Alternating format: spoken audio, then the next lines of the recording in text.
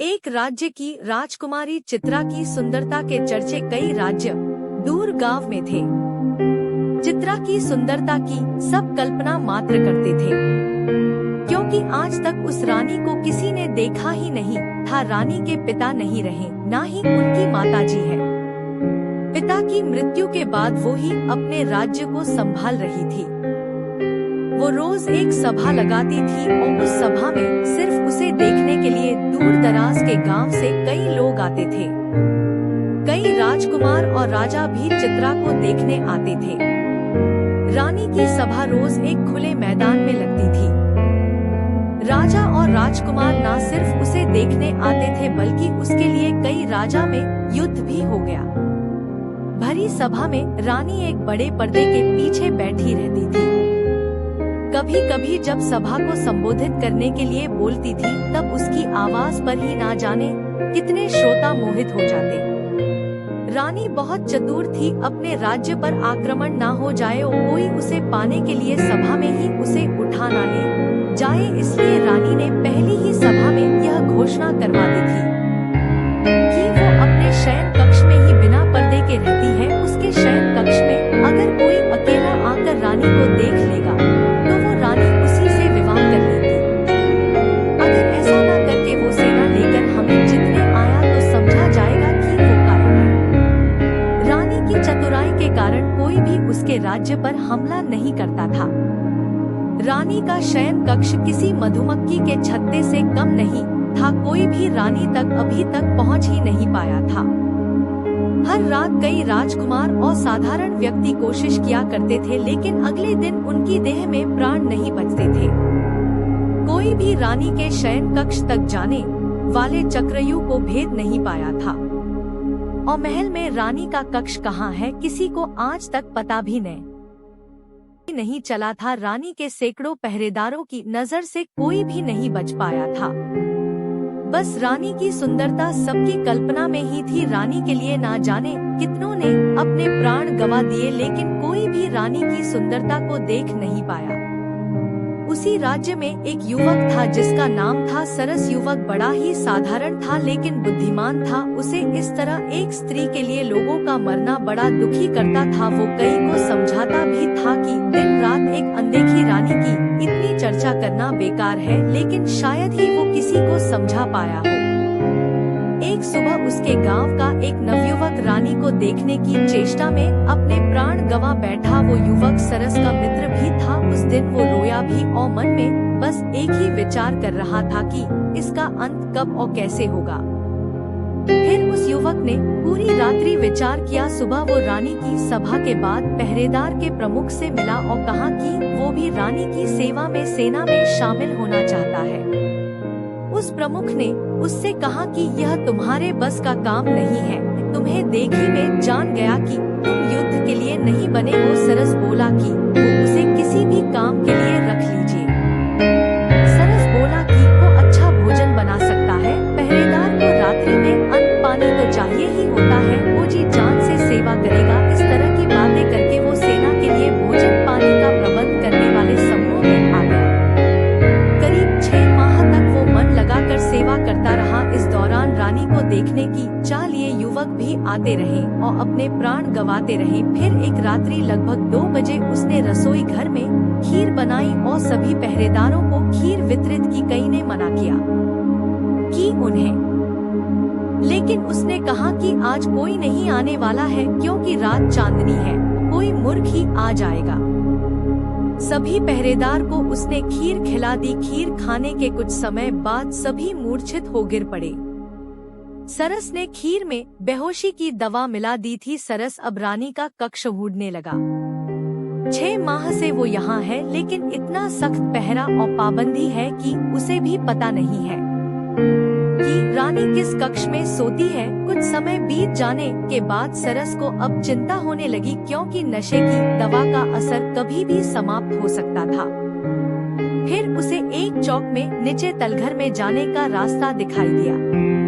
वो जैसे ही उस रास्ते पर गया, वहाँ कक्ष के बाहर ही 2 पहरेदार और थे, जिसका उसे पता ही नहीं था। वो छुप गया और विचार करने लगा। फिर उसने दीवार पर अपना सर दे मारा और उन पहरेदार की तरफ लड़खड़ता हुआ गया। उसके सर से खून निकलता देख पहरेदार को लगा कि इस बार उन्हें भी शायद जगह छोड़ ऊपर जाकर लड़ना होगा, इसलिए दोनों अपना द्वार छोड़ लड़ने के लिए ऊपर भागे। उनके जाते ही सरस खड़ा हुआ द्वार सामने था और रानी भीतर कक्ष में थी। एक बार के लिए तो उसकी धड़कनें भी तेज हो गई। जिसे किसी ने नहीं देखा है उसे वो आज देखने जा रहा है।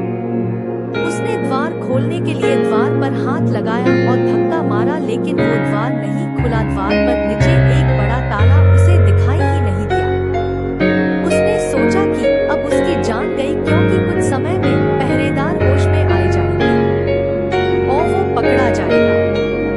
उसने कैसे सोच लिया कि जिस रानी के लिए इतने पहरेदार लगे उसके द्वार पर कोई ताला नहीं होगा। लेकिन फिर उसकी आंखें चमक उठी, क्योंकि पहरेदार की चाबी उनके भागते वक्त वही गिर गई थी। अब उसने बिल्कुल भी देर नहीं की और चाबी लेकर कक्ष के भीतर आकर उसने द्वार जल्दी से बंद किया और फिर ताला लगा लिया। अब उसने पहले एक गहरी सांस ली, फिर आंखें खोली तो उसे दिखाई दिया एक आलीशान कक्ष। सुगंधित पुष्प भांति वो कक्ष सुगंध दे रहा था, लेकिन कक्ष में प्रकाश कम था। वो रानी के बिस्तर के पास गया।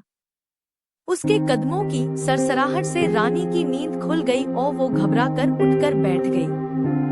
रानी के कक्ष में पहली बार कोई आया था। रानी ने पहले अपने चेहरे पर पर्दा किया, फिर लड़खड़ाते शब्दों से पूछा, कौन है? सरस बोला, अभी तक तो साधारण हूँ, लेकिन आपका मुख देखने के बाद हो सकता है कि साधारण ना रहूं। रानी घबरा कर खड़ी हो गई। सरस बोला कि अब यह पर्दा क्यों? अब तो मैं इस शयन कक्ष तक आ गया। अब तो मुझे वो चेहरा दिखा दीजिए जिसने ना जाने कितनों की जान ले ली।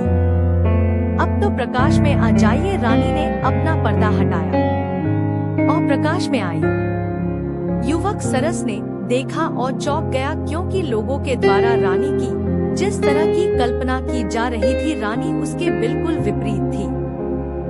रानी का रंग साफ नहीं था और ना ही चेहरे पर आभा थी। युवक उसे देखकर हंसा और कहा कि अच्छा, इसलिए आप अपना चेहरा छिपाए बैठी थी, क्योंकि तुम्हें लगता है कि यह दिखाने योग्य नहीं है। रानी अब सर नीचे कर चुपचाप युवक की बात सुन रही है।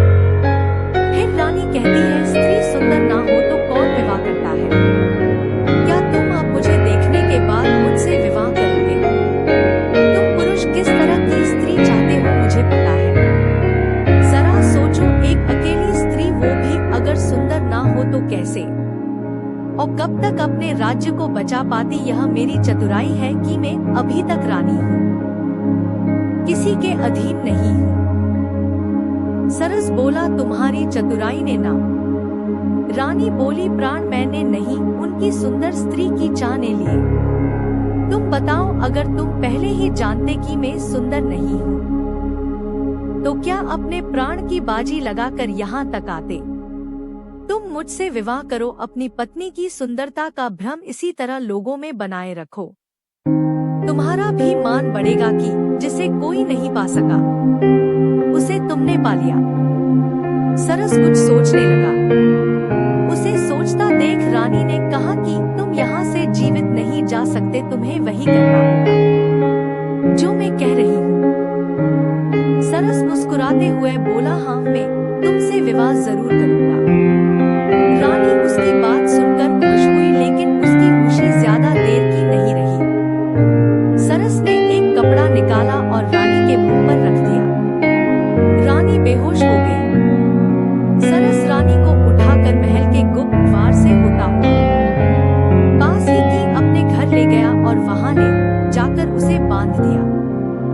सरस जल्दी से फिर अपने घर से राजमहल में आया। कुछ पहरेदारों को होश आ गया था, वो भी उनसे बचता हुआ लड़खड़ता हुआ उनके पास गया। उसने ऐसा दिखाया कि यह एक बहुत बड़ी योजना थी।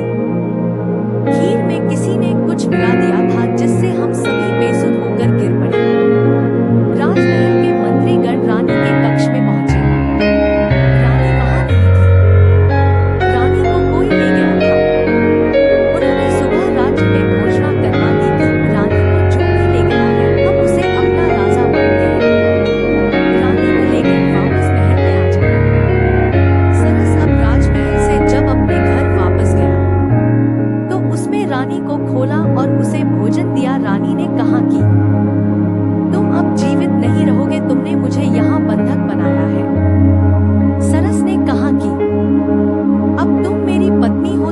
यही रहना होगा मेरे साथ, तुम्हारा यही प्रायश्चित है।